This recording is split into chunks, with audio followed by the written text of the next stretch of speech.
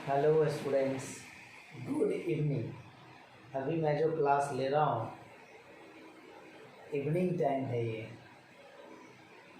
तो हम organic chemistry का अभी तक 3 वीडियो को अपलोड कर चुका हूँ। टोटल का टोटल बेसिक से 0 से बता रहा हूँ आपको, ताकि आपको अच्छे से अच्छे समझ में आ जाए। किसी भी चीज़ को समझने में ज़्यादा परेशानी नहीं महसूस हो। इसीलिए हम हमेशा कोशिश करते हैं कि छोटी छोटी बात को बताएं ताकि आप आसानी से समझ पाएँ। आइए आज मैं आपको बताता हूँ कि पिछले क्लास में डिग्री ऑफ कार्बन, ये टाइप्स ऑफ कार्बन क्या होता था। तो हम बताया गया आपको कि एक कार्बन से अगर एक ही कार्बन अटैच होता है तो 1 डिग्री होता है। एक कार्बन एटम से जब 2 अदर कार्बन एटम अटैच होता है तो 2 डिग्री होता है। जब एक कार्बन से 3 अदर अटैच होता है तो 3 डिग्री होता है। एक ही कार्बन से 4 अदर अटैच होता है तो 4 डिग्री होता है। लेकिन अभी जो हम पढ़ रहे हैं वो काफ़ी ज़्यादा इम्पोर्टेंट होगा, समझ गए। वो होगा degree of carbon. Degree of carbon may be of different types.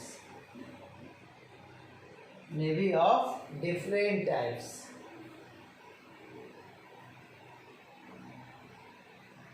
They depend on the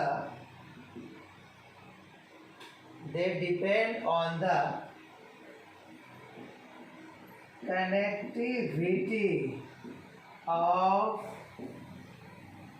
atoms or groups. Degree of carbon जो है वो डिफरेंट टाइप का होता है। जो डिपेंड करता है या विच कर देते हैं, विच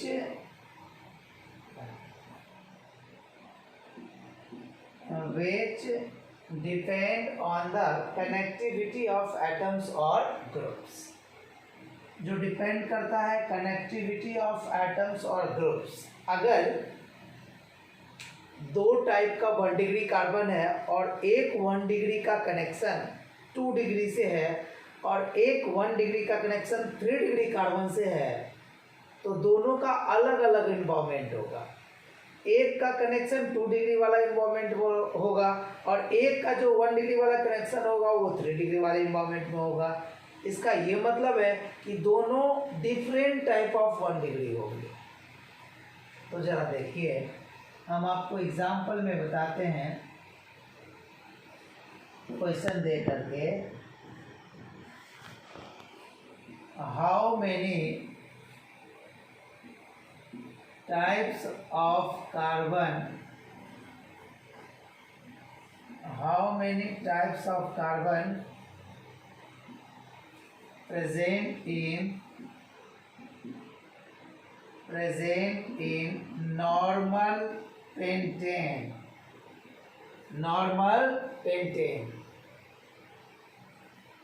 अब देखिए, नॉर्मल पेंटेन का मतलब है जो बिना ब्रांच वाला होगा।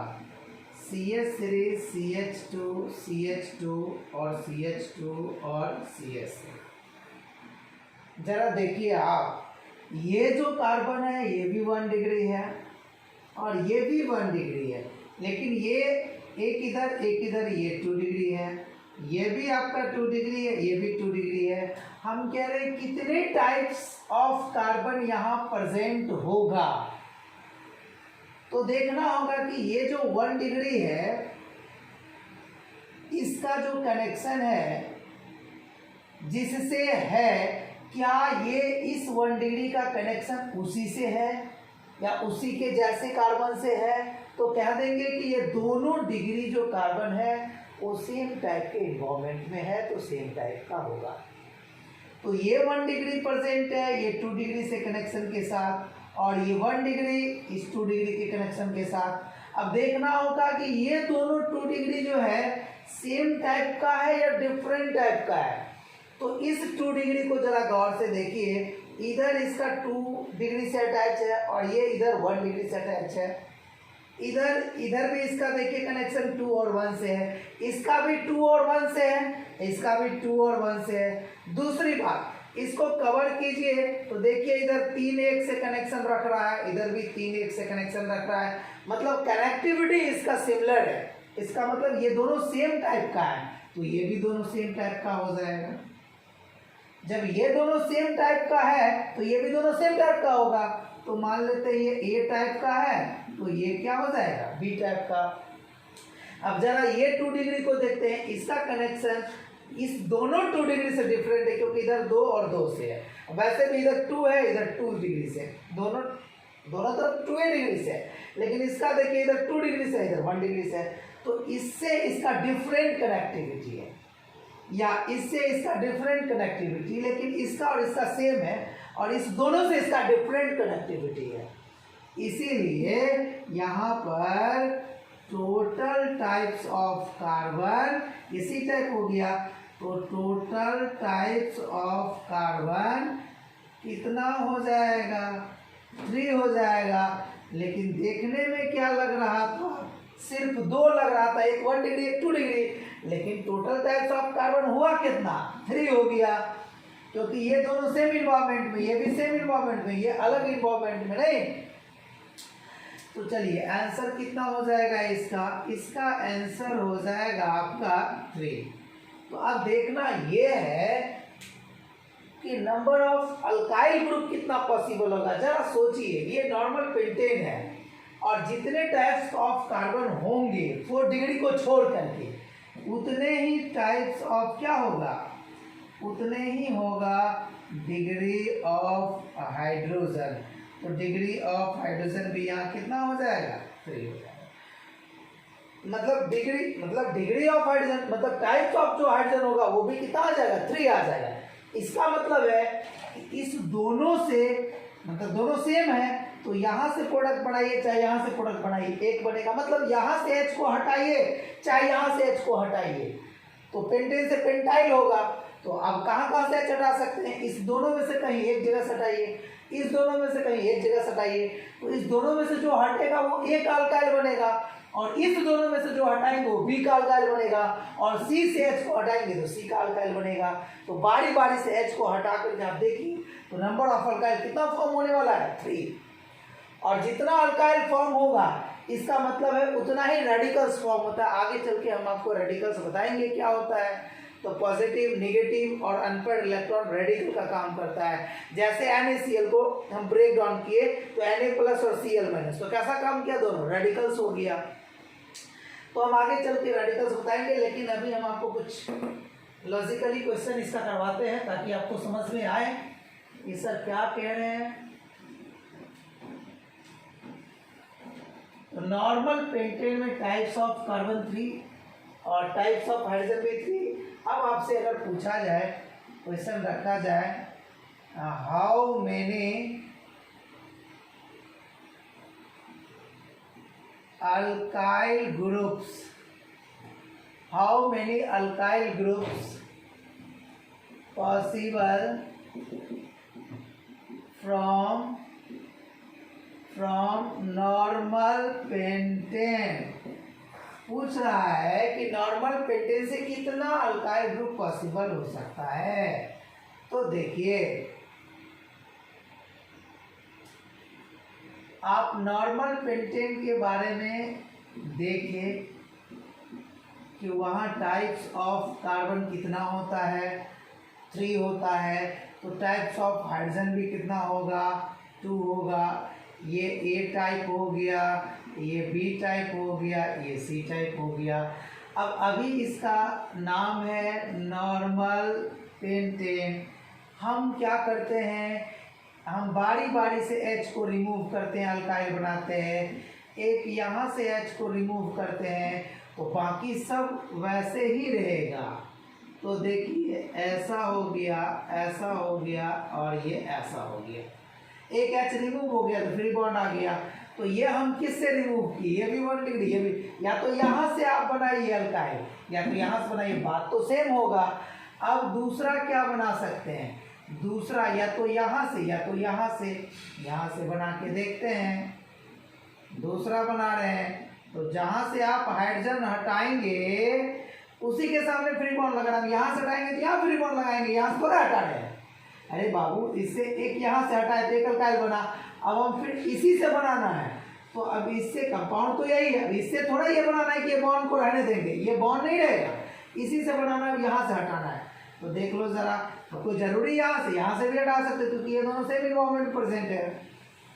तो देखिए इधर CH2 हो जाएगा, CH हो जाएगा, और यहाँ CH2 था इसलिए CH और एक फ्री बॉन्ड हो गया। तो ये दूसरा अल्काइल हो गया। अब रहेगा तीसरा अल्काइल। तो देखिए हम यहाँ से आते हैं, अब यहाँ से H को रिमूव कीजिए,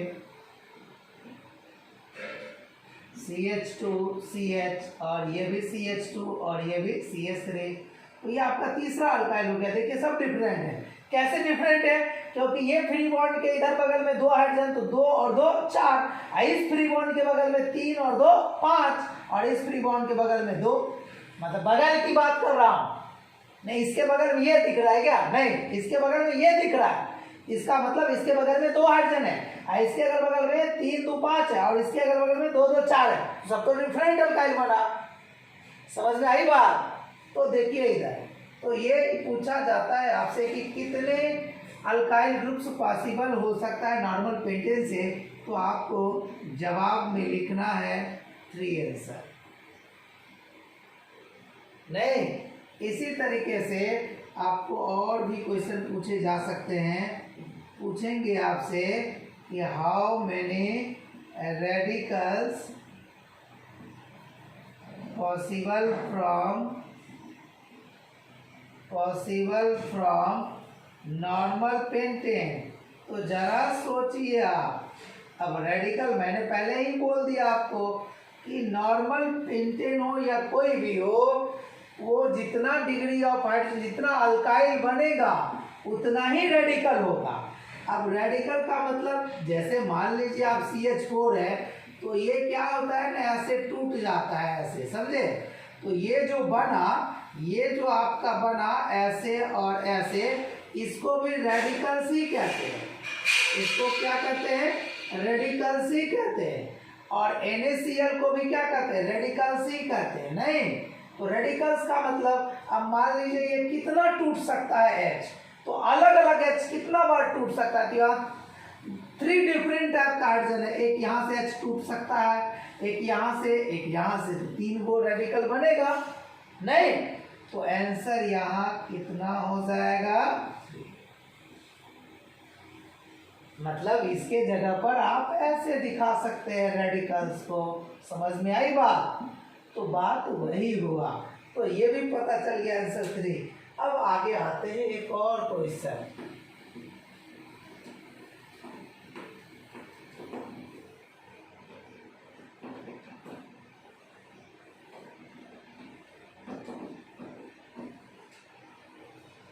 हम आगे, अगर आपको बताया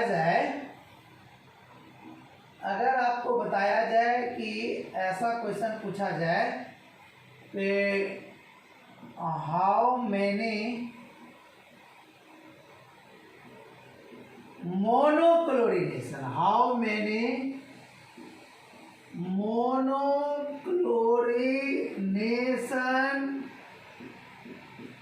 products, how many monochlororination products possible from normal pentane। जरा सोचिए, अब कह रहा है मोनोक्लोरिनेशन मतलब कितना? अरे भाई, जैसे क्लोरीनेशन कह रहा है, इसका मतलब हुआ क्या? क्या हुआ? क्लोरीन का एडिशन, क्लोरीन प्लस एडिशन, तो मोनोक्लोरिनेशन। मोनो का मतलब कितना? 1। समझ रहा है ना? अब ये क्लोरीनेशन, क्लोरीन प्लस एडिशन नहीं, तो मोनोक्लोरिनेशन। अब जरा देखिए, नॉर्मल पेंटेन से कितना क्लोरीनेशन पॉसिबल हो सकता है हम आपको बताते हैं। तो जितने टाइप का डिफरेंट एच होगा, जितने टाइप का डिफरेंट एच होगा उतने ही टाइप का मोनोक्लोरीनेशन होगा। तो हम आपको बताते हैं मोनोक्लोरीनेशन का मतलब एक क्लोरीन ऐड होगा। तो जैसे सपोज कीजिए CH3 है, CH2 है, CH2 है और CH2 है। तो अभी तो हम कह रहे हैं क्लोरीनेशन, तो जब तक H नहीं हटाइएगा, CH3 अभी तो कहीं ऐड नहीं हो सकता है और हमको क्लोरीन का एडिशन करना है, तो एक H को हटाएंगे और एक Cl को लगाएंगे ताकि कार्बन का बॉन्ड बैलेंस में रहे। 1 2 और 2 कितना हो गया 4, तो एक क्लोरीन हो गया। तो मोनोक्लोरीनेशन अभी तो एक पॉसिबल हुआ। ऐसा भी तो हो सकता है कि हम 2 डिग्री में से कहीं एक को लगा दें, ऐसा बोलिए, ये भी पॉसिबल है। तो उससे डिफरेंट बना, ये है कि 1 क्लोरोपेंटेन बना और ये है कि 2 क्लोरोपेंटेन बना। और भी हो सकता है, क्या हो सकता है, एक बीच वाले से हटा करके लगा सकते हैं। नहीं तो 1 2 3 4 5, तो ये 3 क्लोरो, ये 2 क्लोरो, ये 1 क्लोरो, टोटल डिफरेंट है। तो टोटल मोनोक्लोरीनेशन प्रोडक्ट का आंसर कितना होने वाला है, 3 होने वाला है। नहीं, अब इसी तरीके से अगर आपको पूछा जाए, बहुत सारे टाइप का क्वेश्चन आपको दे सकता है, पूछा जाएगा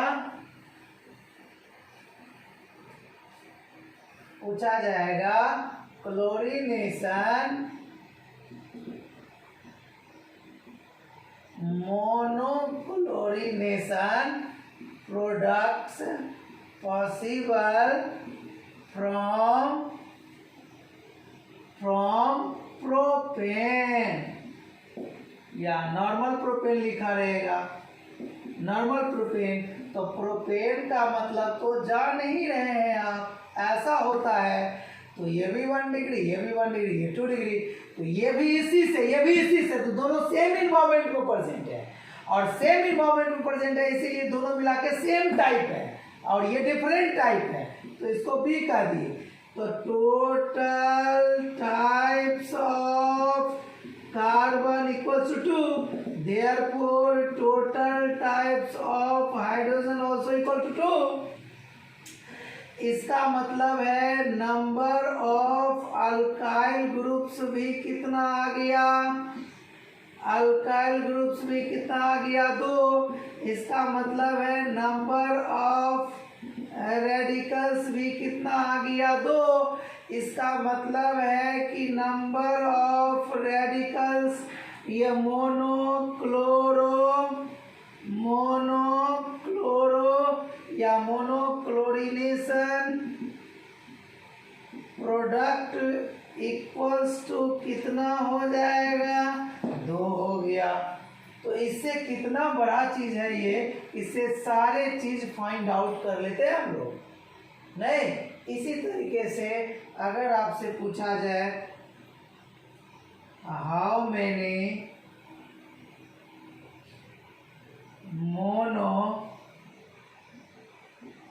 monochloro derivatives, how many monochloro